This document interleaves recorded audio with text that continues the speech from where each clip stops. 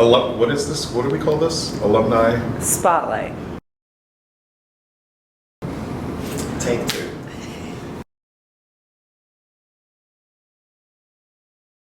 Hi, today's Alumni Spotlight features this guy, Luis Salgado. How would you say it in Japanese? In Japanese, Luis Salgado. So, Luis, when did you first train with SITI Company? In 2011, it was the first time, and it was a life-changing moment for many reasons. I had come from doing the musical In the Heights for 3 years, and then I sort of said, okay, I'm going to try something else, because otherwise I'm going to get stuck being the In the Heights kid forever.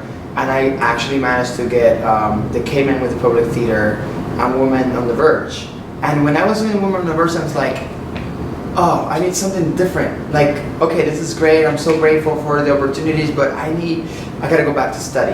And I came to SITI Company, and it was like, oh! It was just perfect. It just gave me, and so after that, so much happened that changed the way I was as an artist. What do you think specifically it was about the training? Two ideas. One, that there's no way to fail.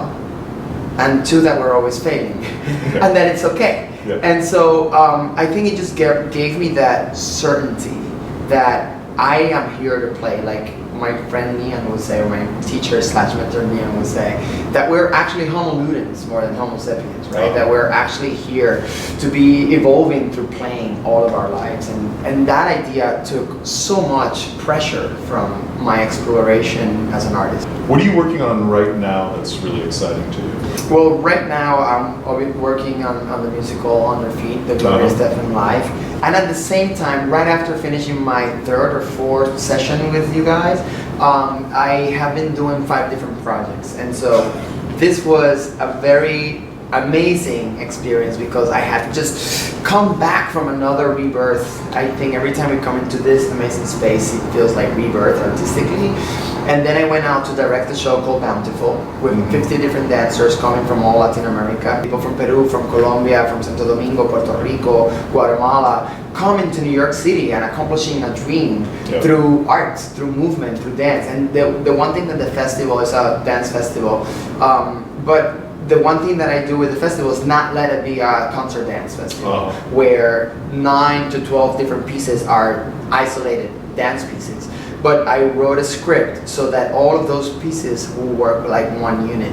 And so that all of these dancers and choreographers have to sacrifice their own work at some point for the good of the better, bigger story. That was a great show. I saw it. Thank you for coming. And it was, what was really obvious was how passionate about it you were. And that it was about something larger than just that work. Yeah. Which I think is true about you, that you actually see what you're doing in the world. Art is a way of doing something, something bigger. True. I was saved by art, right? I started when I was 9 years old, and I had a mentor who actually happens to be in the city this week. A teacher in public school. I paid nothing, it was free, it was given to me, and it changed my life. It allowed me to say my name with pride, it allowed me to stand up straight, it allowed me to find things that I like, and again, to be silly and not care, right? To say, this is who I am, and if you like it, cool, if not, I'm sorry, let's move on. And so those things you don't always get sitting down, figuring out what 2 + 2 is, and or not even reading literature, right? Like, it's exploring, it's playing baseball or doing boxing or doing arts. And so for me, the arts change everything about the way I live. So once I came to New York and I was able to achieve certain things, the question was like, how do I contribute so that more of what I live, of the reason why I'm here today, can be given to other people. So we founded a non-profit organization called Revolución Latina. Just for sake of me playing with you, extend the R. Revolución. Revolución. Yeah, you're good. Latina. Yeah. Revolución Latina is a non-profit organization that empowers the Latino community through the arts. Simple as that, which is who created and produced Bountiful, and who I did it again for free. We just did it for passion. So clearly, if you don't feel that passion, something is missing. Something is fully wrong, because the only reason we're doing it is for passion. So we do it because we know we can contribute with our art. Now, that has affected my own commercial artistic venues as well, right? Because my blood, it's so much in like, let's make people have an experience, let's give people growth, that at the end of the day, sometimes you sacrifice that artistic vision. Like you wait last minute to make cuts or to say yes or no to things that you could have said no 2 weeks ago. So that's the dichotomy there. But again, who am I to judge it, right? Like we're always inventing ourselves through what we do. And Revolución Latina, it's a part of Broadway Cares Equity Fights AIDS. We are under the umbrella of Broadway Cares. Broadway Cares has been supporting the artist community for a long time. So they have started to host different organizations. One of them is Revolución Latina. I should summarize who we are.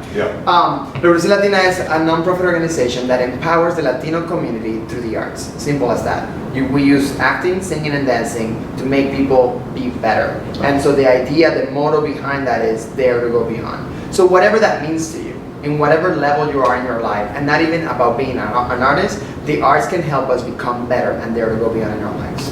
Nutshell. This is like this, you know, it's like, okay, sorry. But what in your artistic life, what are you proudest of? What's the thing that you... God, I'm a dancer dances. I think dance opened me to everything else. If you talk about the art forms that I have experienced, I am proud of being a dancer, I have to say. At first, when I was going into Meisner classes, you know, it was a joke of, or even in Puerto Rico, even when I was in college, it was always like, Luis, stay still, because I was always like, my feet were always moving. So I was that kid moving my feet, like, So it was because I was a dancer, and now I'm able to be grounded, but I'm still a dancer, and I think everything else, singing, acting, directing, choreographing, you know, producing, helping people, whatever it is, comes because I was a dancer first. So if you ask me what I'm the most proud of, I guess is having been a dancer or being a dancer. Now, from the work I've done, it's hard. It's hard to decide. I think it will be a strong battle between having an organization like Revolución Latina, because of everything we provide, and artistically fulfilling having done In the Heights. I think In the Heights changed. I mean, without In the Heights, there's no Hamilton. Well, it was also the first time that I always been resistant to do a show like West Side Story. I've been offered it a few times, and I'm always like, because I felt like years after, you know, 50 years later, 60 years later, 70, whatever it is, I didn't want to keep portraying a Latino with the knife at the end, or with the gun at the end, or however you want to do it, right? Even if it's based on Romeo and Juliet, it's still portraying a Latino with the knife at the end. What I'm getting to is, In the Heights was the first time the Latinos were on stage.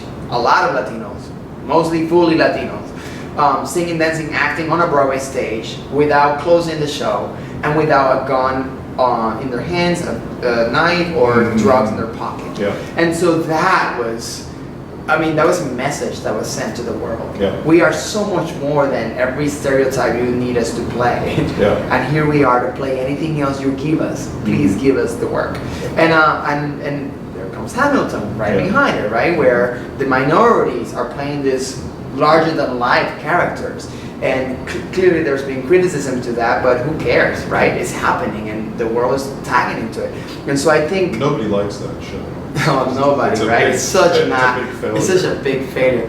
And I think I am a fan of Lynn, and I'm grateful to call him a friend, but I'm more in a position to step away and look at how ballsy this kid has been, saying, I'm just gonna do it this way.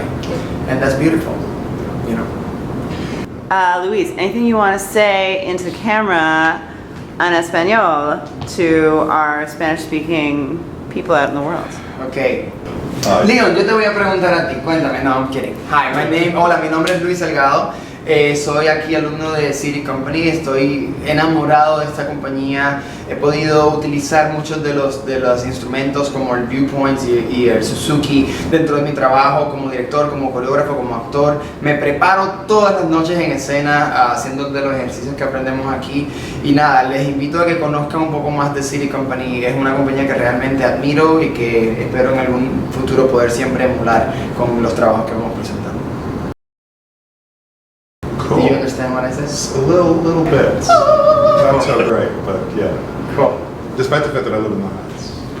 And you eat Latino chicken and rice and beans. That's right. Yeah.